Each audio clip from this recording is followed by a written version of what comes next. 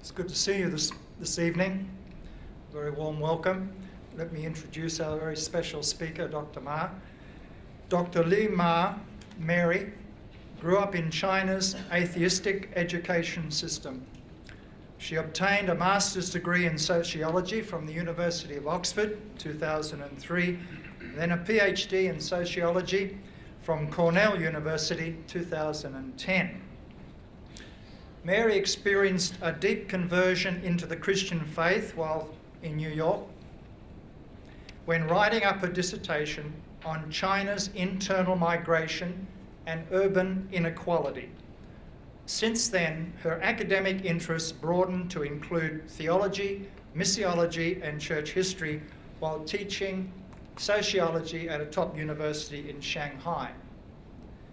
Since 2012, a research grant allowed Mary to join the Henry Institute for the Study of Christianity and Politics at Calvin College as a research fellow.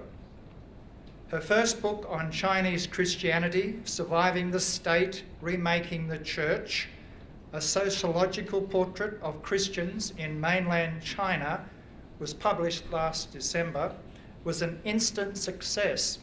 Congratulations. It was ranked among Amazon's best sellers in church history and was nominated for the Grawemeyer Award in Religion.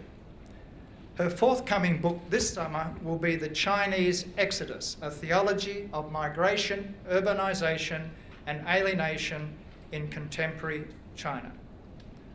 Dr. Ma is currently working on her second book on Chinese Christianity titled China's Lost Theologian, T.C. Xiao, 1888 to 1979. That's the right sequence. So let me introduce the lecture tonight from Dr. Ma. How did churches in China survive communism? The survival to revival of Protestant churches in communist China has been embedded in the political and economic structural changes of this country since 1949. And Dr. Ma is going to unpack that in different perspectives. A very warm welcome to Dr. Ma this evening.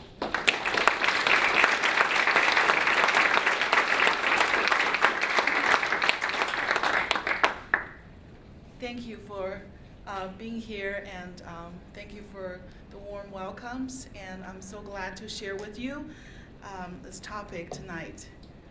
12 years ago in Ithaca, New York, a conversation I had with my friend Mingdong Paul Li has forever changed me. By the way, Paul is now the professor of business here at Wheaton. I remember asking him with all seriousness, why is it that you and others believe in a God, but I don't? By that time, I have had 3 years of experience living and studying overseas. But having not heard of the Christian gospel, Christian message for the first 25 years of my life in mainland China, it was the first time I took this question seriously. Paul did not give me the classic proofs of God's existence. Instead, he discussed with me about how a culture may shape its people. He encouraged me to think out of the box of my cultural baggage, which has been loaded with atheism. That was a key step for me to change from an atheist to at least an agnostic, which looking back was an improvement. Later, my conversion to the Christian faith took place after a series of providential occasions. So before God spoke to me through his word, he actually did through cultural reflections. Since then, I've been keenly interested in finding out the relationship between the Chinese society, its culture, and Christianity. So what I'm going to accomplish in this evening's lecture is to address the question, how did churches in China survive communism? I hope this presentation will not only inform you with many historical facts and sociological analysis, but that it will inspire you to think about the shaping power of culture itself, its potentials as well as limitations. The difficulty with studying a culture is its multi-dimensionality. One has to know the demographics, the history, the politics, the written laws, and unwritten social norms. So I will need to go into some of these details, and then come back by way of conclusion on the role of culture in the context of Chinese Christianity. And first, I want to start with two factual scenarios. In April of 2014, the Daily Telegraph, a national British media, published an article titled "China on the Course to Become World's Most Christian Nation." At the same time in China, 4 excavators demolished an 8-story state church building in Wenzhou, a region known as China's Jerusalem. In the same year, a research shows that Chinese online searches for the word Christian churches, which is Xiao Kai, and Jesus, 耶稣, have far outnumbered those for the Communist Party and Xi Jinping. These two examples show the unusual growth and yet still contentious existence of Christianity in today's China. People always like to start by asking me, so how many Christians exactly are there in China? Well, in numerical terms, the growth has certainly been staggering. Although there has not been any national survey census data, estimates show that Christians now constitute between 2 and 4% of the total population. Remember, China has a population of 1.4 billion. That is by adding roughly 80 to 100 million Protestants and over 15 million Catholics together. But the more substantial question I often hope to direct people's attention to is, what kind of Christianity is there in China now?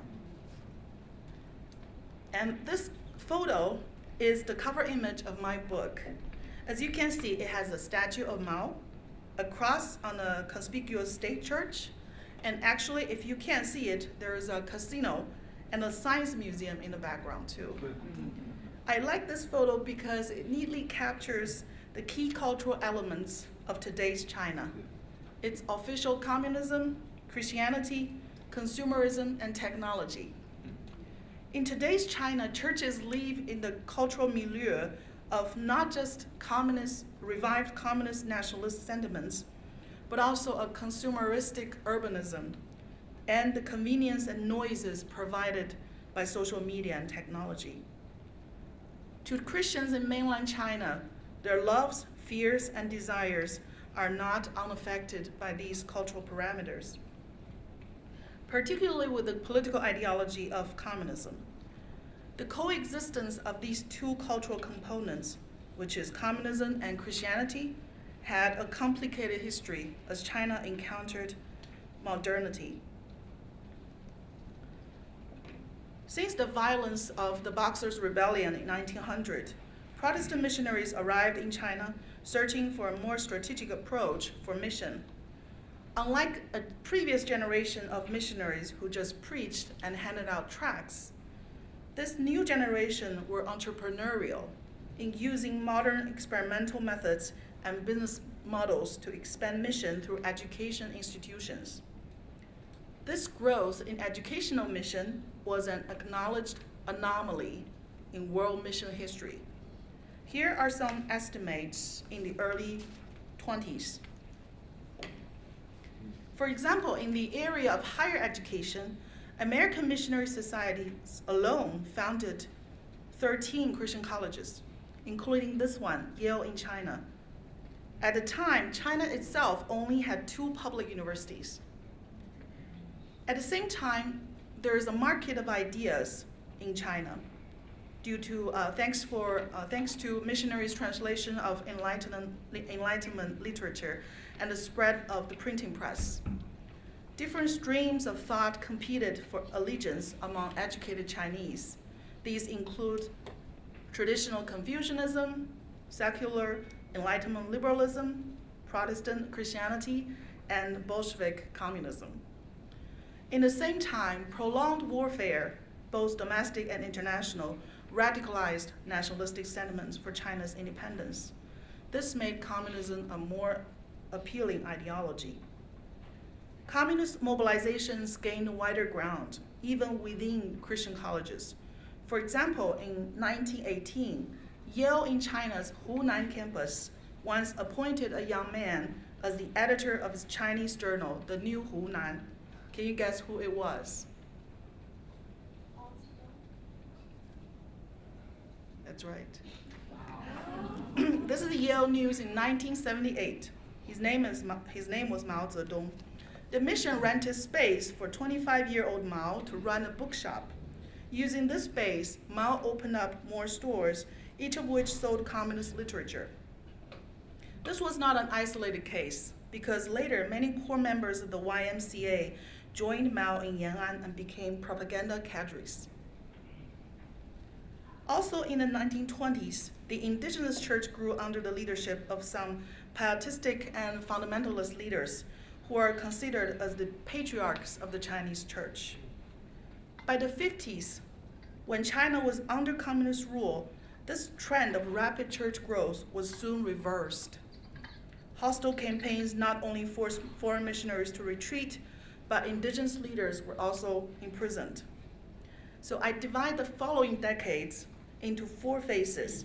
And for each phase, I describe the background and then share some oral history narratives from my book.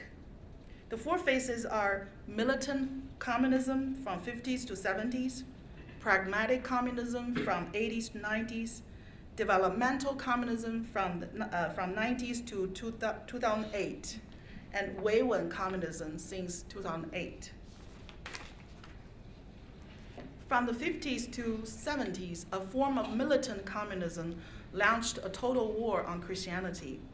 The communist state set up a system of patriotic churches and coerced leaders to join. Since the start of Mao's Cultural Revolution, even state churches were closed down. Maoism and Marxism became a politicized religion of the state. Historian Daniel Bays once wrote, "In the first half of the 20th century, the foreign missionary movement in China matured, flourished, and then died. The newly born Chinese church was left to survive as an infant homegrown faith. Ways to connect with the outside world were limited to almost zero. Outside China, missionaries and church historians expected the young church in China being choked by imprisonment and mob violence. Could the church continue to grow?" Here's the story of young Xiao Kai. He was a 16-year-old Red Guard who wrote a big letter poster titled "Whither China?" His reflections on the violence and disorder in society in this writing led to a 10-year imprisonment. But this decade of captivity turned out to be his university education, for it was in prison where he learned from the best scholars in China. He also met Christians there. Yang marveled at the fact that anyone could be so consistently selfish, even in a time like that. Then after his release, Yang entered into graduate school without a college degree, and then won a scholarship to pursue a doctorate in economics from Princeton University. But it was not until later in his life, when he was diagnosed with cancer, that Yang converted to Christianity. His written testimonies and reflections on biblical worldviews has been instrumental in bringing younger educated Chinese to accepting the faith. By the way, he is the only Chinese economist who was twice nominated for the Nobel Prize. Yang's life story shows how Christianity did spread, even in prison cells. It's not an isolated case, although for Yang, it took longer for the seed to come to fruition. In the early 70s, we come to hear another story from a Chinese medicine doctor, Zhang, who was converted in the high tide of Maoist campaigns. At the time, surveillance by secret police and public denunciation meetings planted seeds of distrust and fear into the hearts of every individual. Nevertheless, it was a highly ritualized society, with Mao worship as the only legitimate liturgy. 20-year-old Zhang was then classified as a backward element because his father used to work for the Nationalist Party. During the bleakest time of his life, Zhang visited his middle school math teacher Li. A Christian believer, Li was previously sent to Jiabiangou, the harshest labor camp for Chinese intellectuals, also known as China's Gulag. Teacher Li was among the very few who had returned alive. Zhang and Li had a life-changing conversation. In his own words, "Teacher Li, why are you always so joyful? What made you so different from other people?" He answered me, "An empty sack does not stand." "What is in your sack then?" "I'm a Christian." I thought to myself, yes, of course you are. Isn't that the reason of your mistreatment? Then I asked him further, what does that have to do with my question? Teacher Li said, "You don't understand. Christianity is a worldview." Then he shared the gospel with me. It was the year 1971. Here's more in Zhang's own words. Teacher Li also gave me a mathematical formula. 80 divided by infinity equals 0. As he explained, 80 means 80 years of joyful living in this life, and infinity refers to the existence of hell, which involves eternal pain and suffering. The result of 0 means that 80 years of bliss may end up in nothing. He also gave another alternative explanation. 80 years of suffering for the sake of God divided by the eternal bliss of heaven equals 0 too. So, in summary, it does not matter whether you live 80 years of earthly bliss or suffering. What matters most is the direction of infinity, heaven or hell. Then Teacher Li told Zhang about God's creation, fall, redemption, and the hopeful consummation. Hearing these, all teachings of communism have collapsed inside Zhang. He became a Christian with no baptism, no church, no Bible for the next 8 years.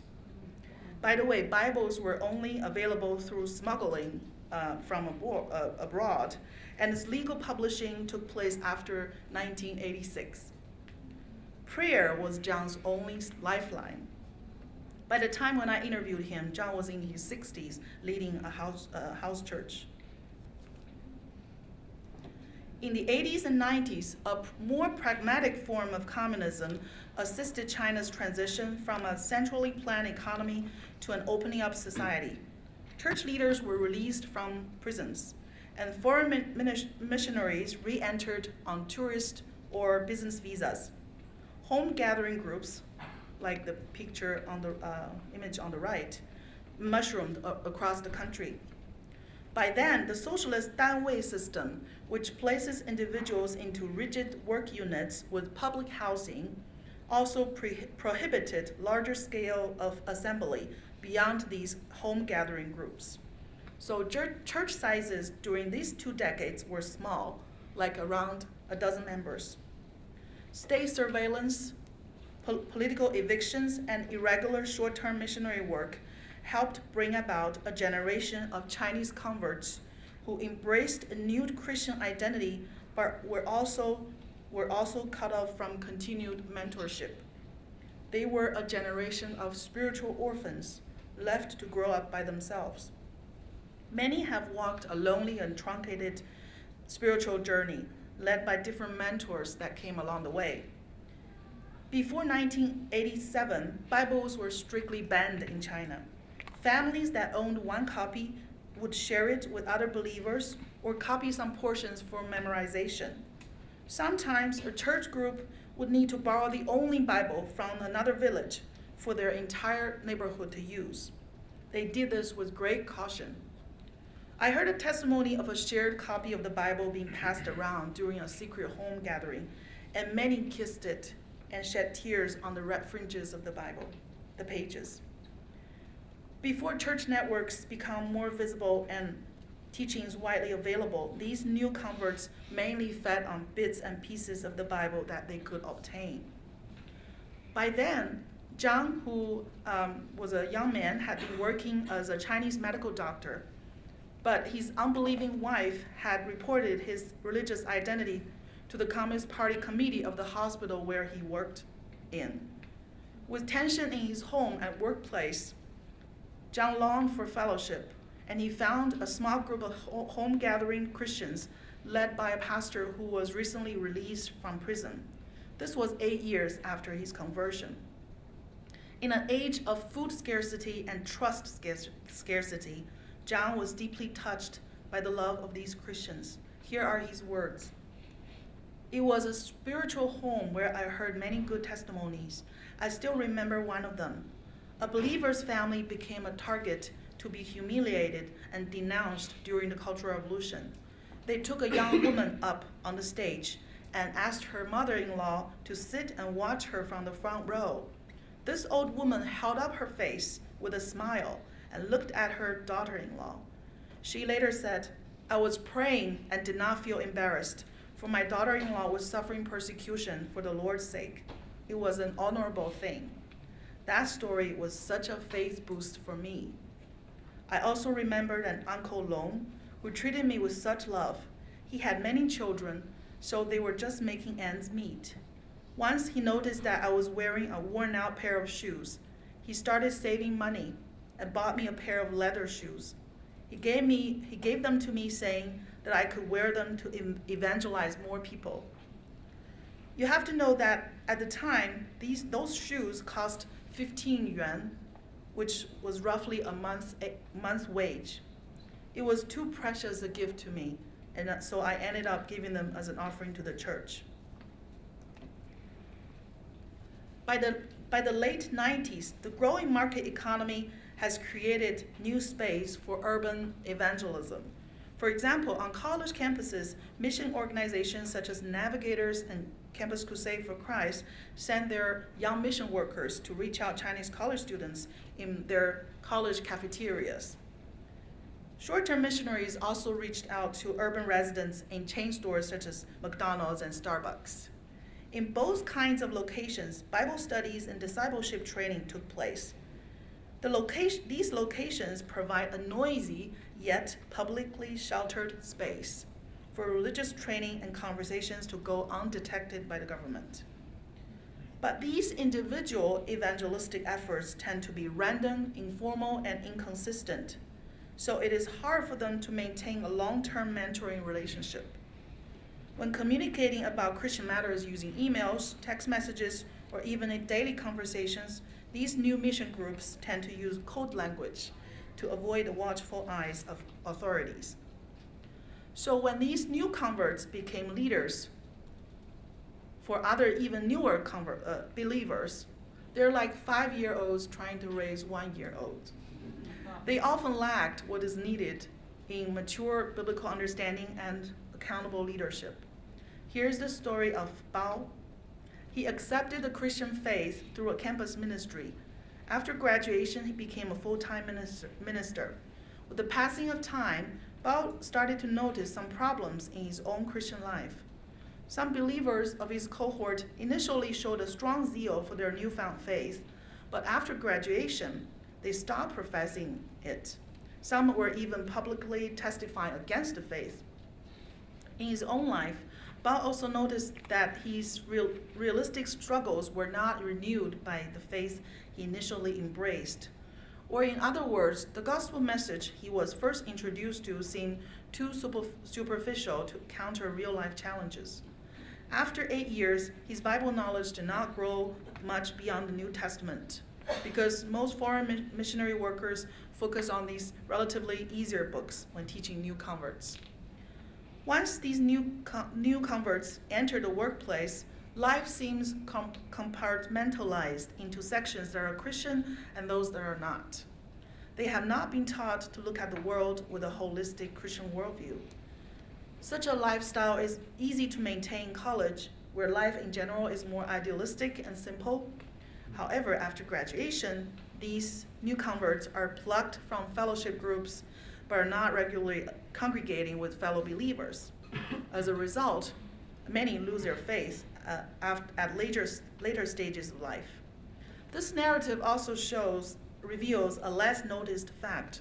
Although the growth of Christianity has been fast in China, the attrition rate has been high too.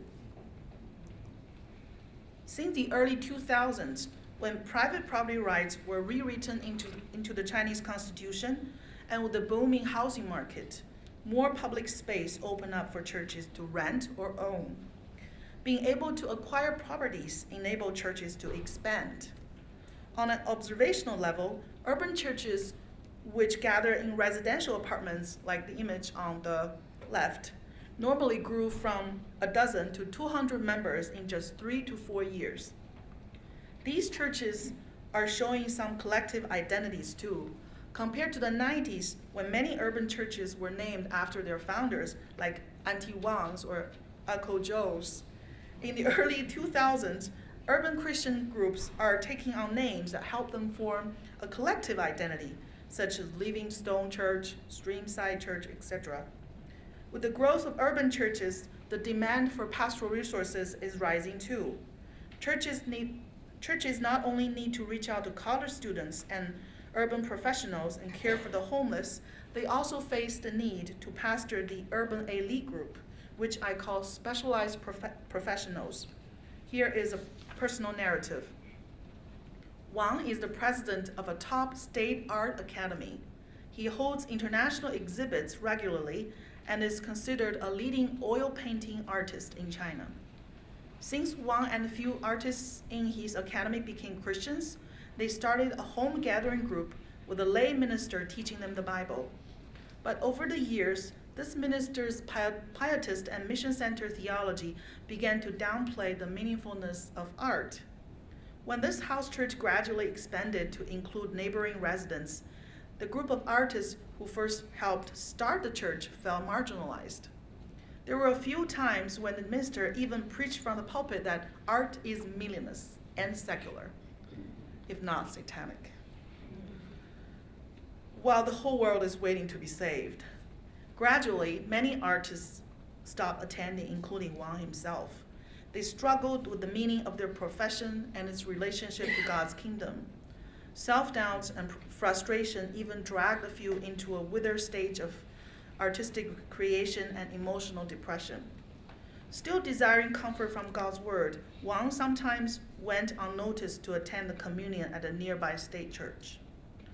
Some of these specialized professionals are highly prestigious in their professional circle, but in the church, they are a marginalized group, minority, whose theological as well as social needs are seldom met. Most evangelical leaders approach them with a naive, if not an arrogant attitude. And very few churches successfully reach out to other specialized professionals who are seekers in the faith. Since 2008, and particularly 2012, China has entered into a different phase of Wheaton communism. In Chinese, the word Wheaton means to maintain social stability.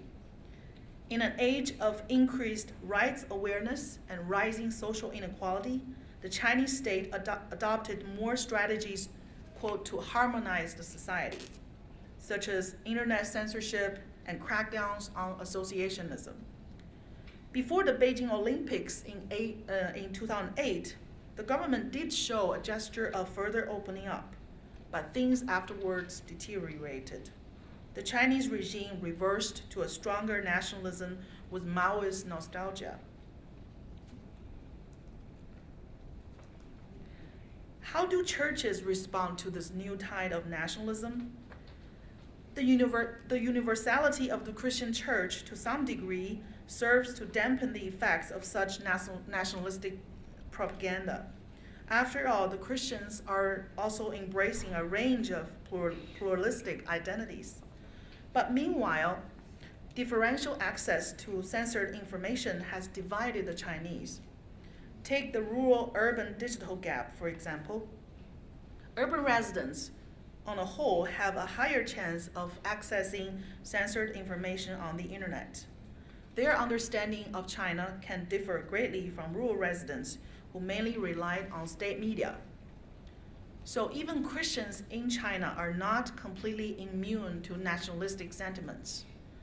These find expression a lot of time through China-centered mission plans promoted by certain Christian groups. There are three prevalent narratives. Number one, the prosperous and Christian China has become God's next chosen nation to bring the gospel back to Jerusalem. Has anyone heard of it? Number 2, China's economic assistance to less developed countries such as Africa and the Middle East are providential opportunities for Chinese missionaries. Number 3, with the decline of spirituality in the West, it is now the turn of China's emerging, vibrant churches to revive the rest of the world.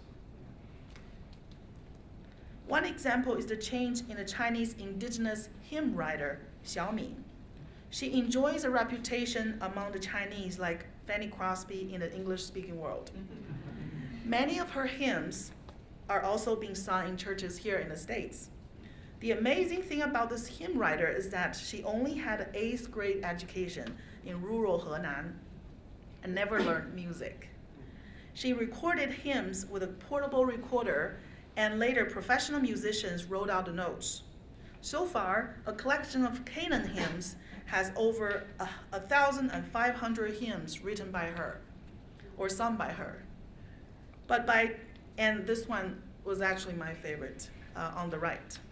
But by 2008, nationalistic rhetoric has changed the tone of her newly composed hymns.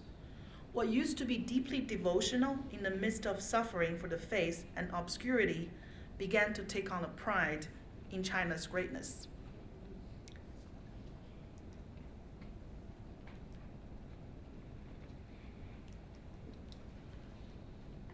And since 2014, we know, maybe some of you read in the news, that many state churches, also called Three Self churches, experienced a setback by the decrossing movement.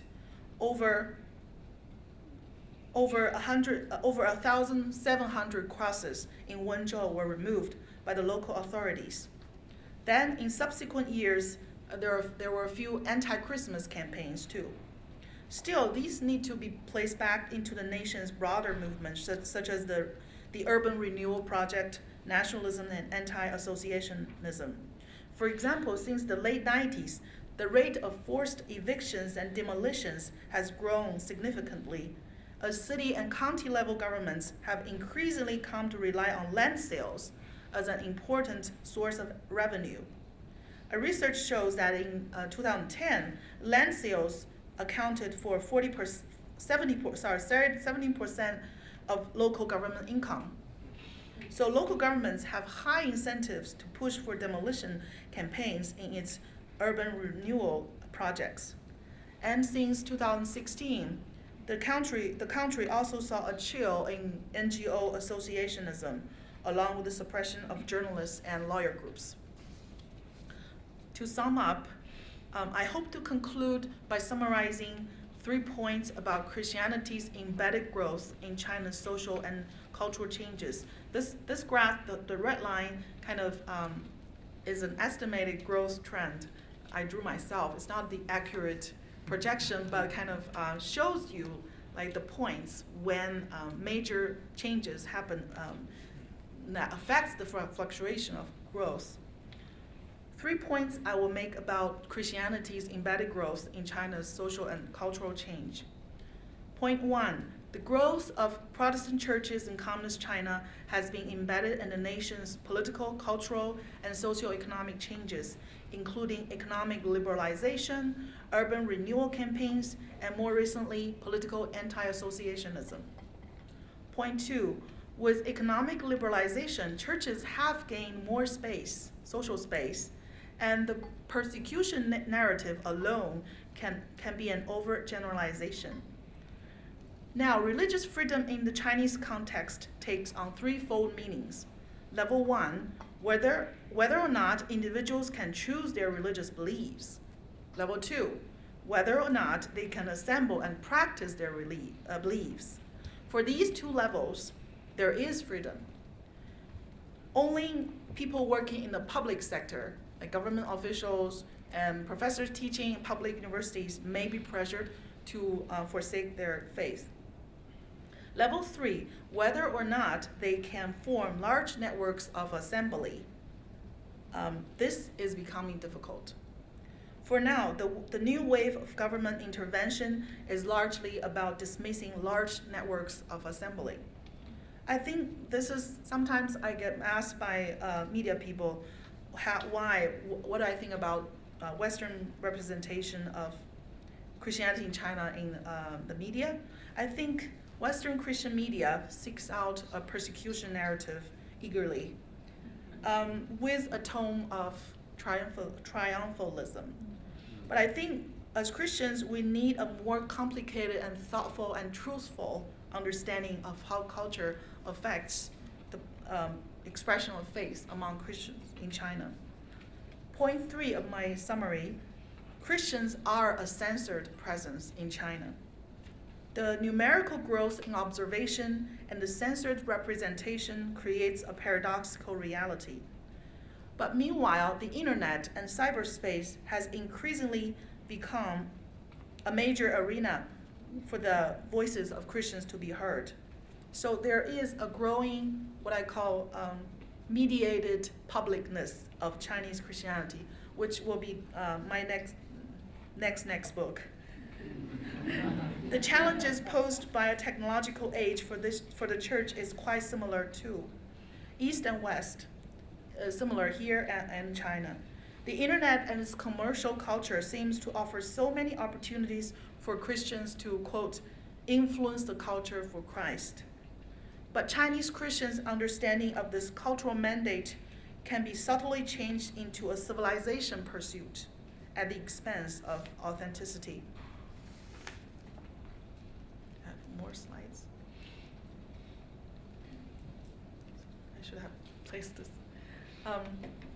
Lastly, coming back to the theme of culture, sociologist George Simmel once said, culture referred to, quote, the cultivation of individuals through the agency of external forms which have been objectified in the course of history, end quote.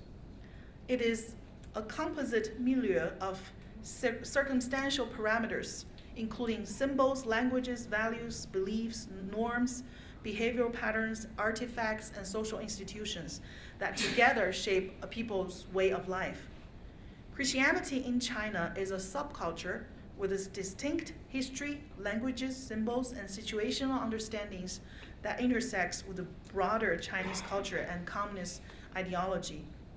For this subculture with a religious base to be healthy, it needs to preserve its distinctiveness while being able to dialogue with others in a pluralistic society.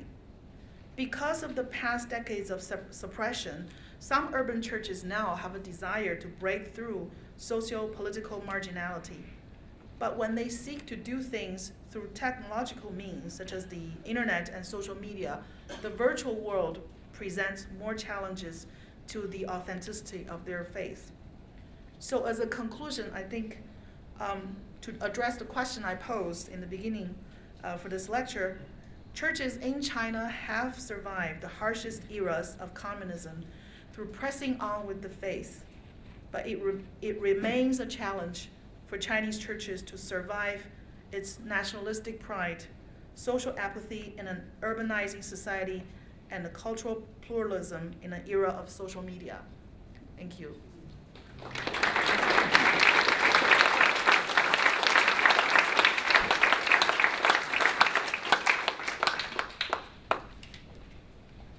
Dr. Ma is going to answer some of your questions now. If you have a question, I'd like you to stand and move to where Charles was, in front of that mic in the center. And if you would introduce yourself, your name, and perhaps why are you here? In other words, what is your interest in this topic? Just a short introduction, and Dr. Ma will answer your question with God's help. So please come to the mic and ask questions. We have 10 minutes.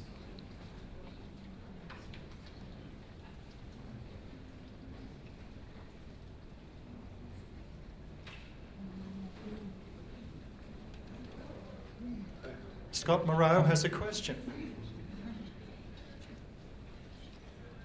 I'm Scott Moreau. I've already been introduced. When I look at your third point, I say it remains a challenge for American churches to survive a nationalistic pride, social apathy in an urbanizing society, and the cultural pluralism in an era of social media. What lessons perhaps can the Chinese picture help the American churches think things through? And you can go the other way with that if you would like. What lessons do you see in the American church that might help the Chinese church? Thank you. That's a difficult question. I didn't expect. I think churches in China, mainly it's a first generation phenomenon. So the freshness of the gospel is, you can see it from many people's testimonies. That freshness is an advantage or benefit that could inspire people here. Although there are cultural complexities they have to work through, I definitely think for most people, the faith, coming to the faith is there's a sincerity to it because it's very new and countercultural to what they've been lived through, or for me personally, that was my experience too. But then I mentioned a few times that leadership is lacking in China. As I try to explain to you the truncatedness of most people's faith journeys, I think this is where the American church is referring. In a way, they kind of contributed to the problem. Well, the previous generation of missionaries. So I think we have to think through this issue together. We, of course, all the passion, zeal to short mission is appreciated, but then the unintended consequence of brokenness of this, like an inconsistent mentorship, creates a problem.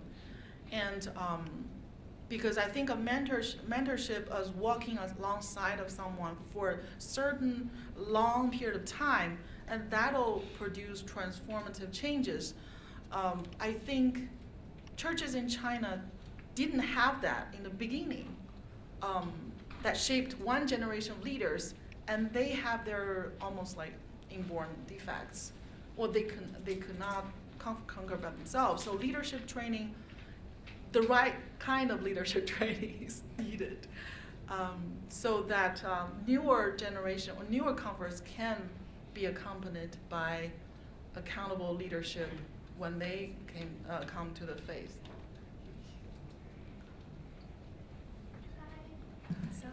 Hi, I'm a student at Wheaton College, and my question is, so you talked a lot about culture and how this influenced the general churches, and my question, and you also talked about the missionaries, like the negative consequences that they have. So my question is, like, what role do you see the missionaries play in China now that you think it's more beneficial? Like, what can we do as like for the what kind of mission trips do you envision that will not like really come as an obstacle in the culture? Thank you.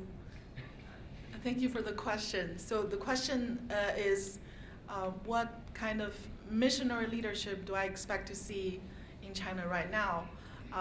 I expect to see accountable leadership, not just parachute missionaries swimming alone, finding a few converts, and then there has to be accountable structures of accountability and respect for the other culture, because the Chinese culture has its very distinctness, not just because it's Chinese, but because it has all these communist colors to it. Because we're immersed in this, in terms of language and the sense of power. The church, missionaries has to spend a certain amount of time to understand the culture before imposing their ways on local groups. I think it takes real humility and accountability to do that. I won't call those consequences as negative consequences. I think those are unintended consequences. But as a church together, because right now you can do mission to the Chinese everywhere, not just in mainland China. Like right on campuses here, every campus has a certain sizable Chinese population. So to understand the culture and to appreciate, but also critically challenge some of the cultural elements, assumptions, is very important.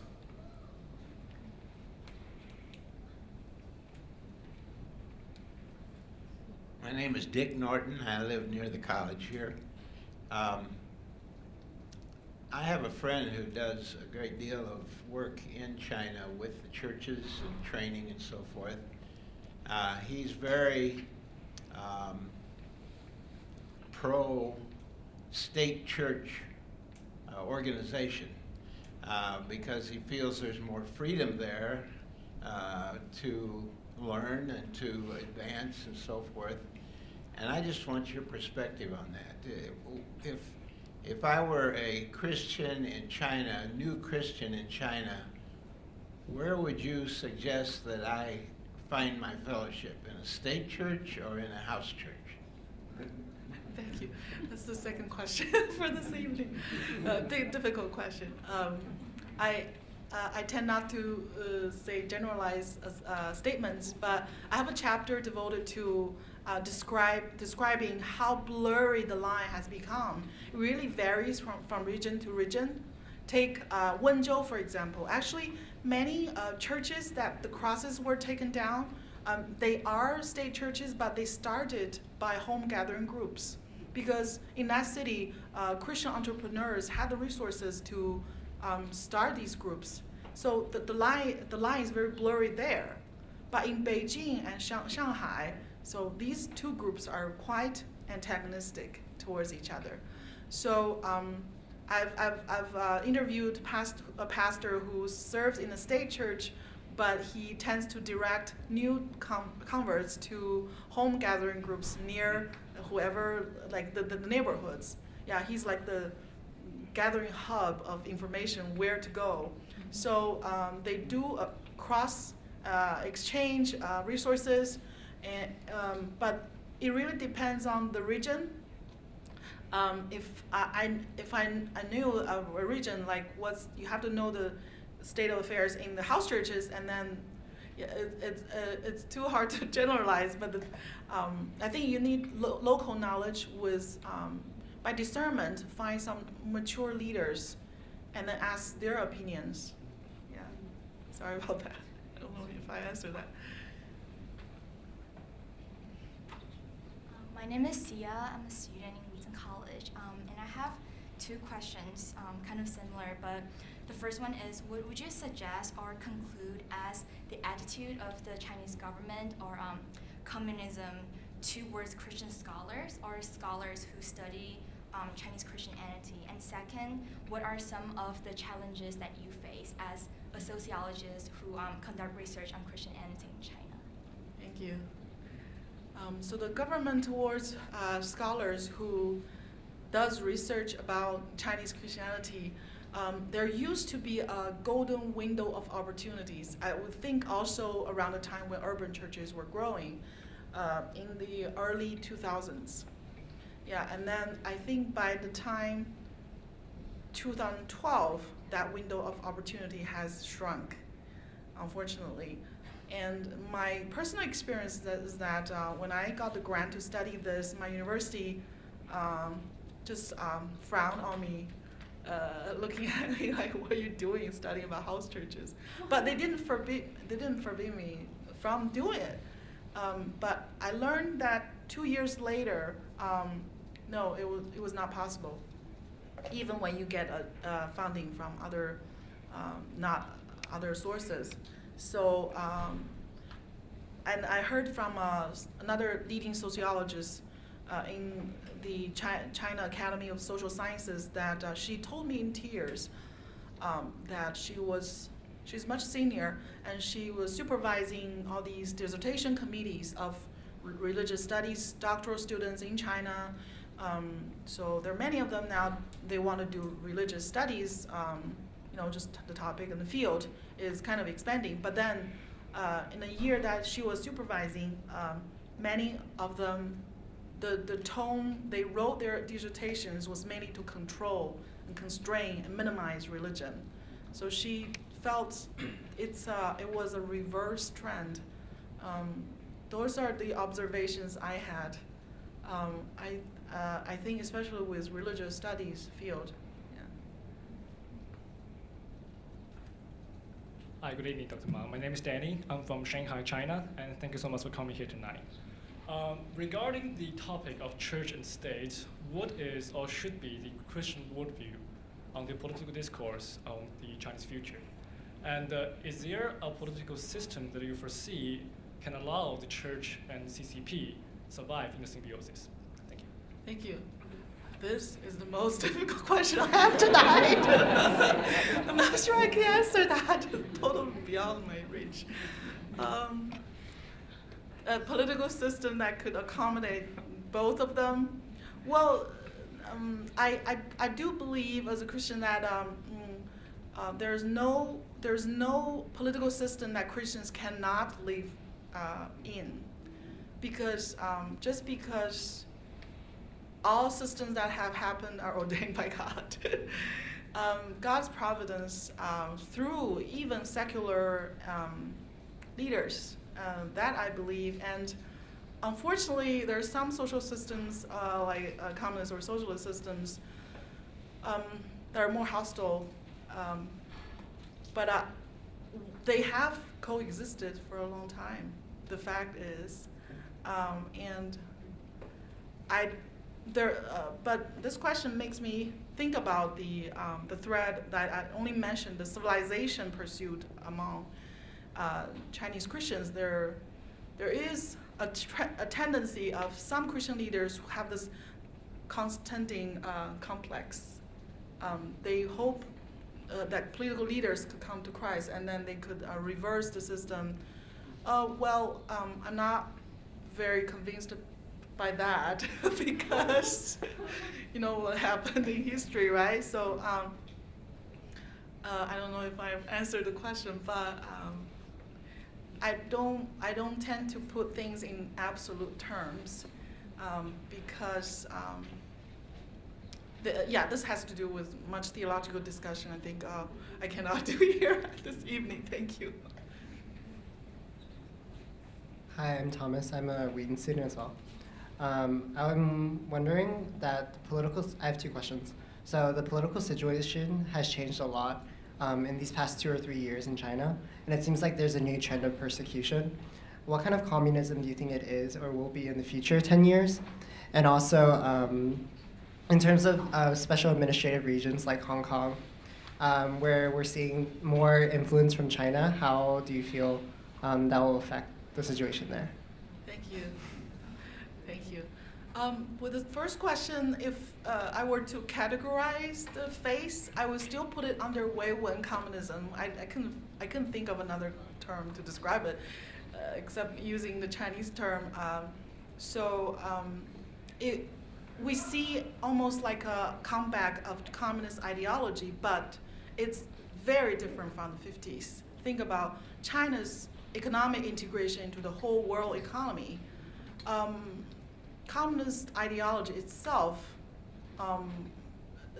not many people put trust in it. So the use of it or the effect is really to harmonize or kind of crack on dissent. So I think, what was the first question? Lost myself. Anyway, so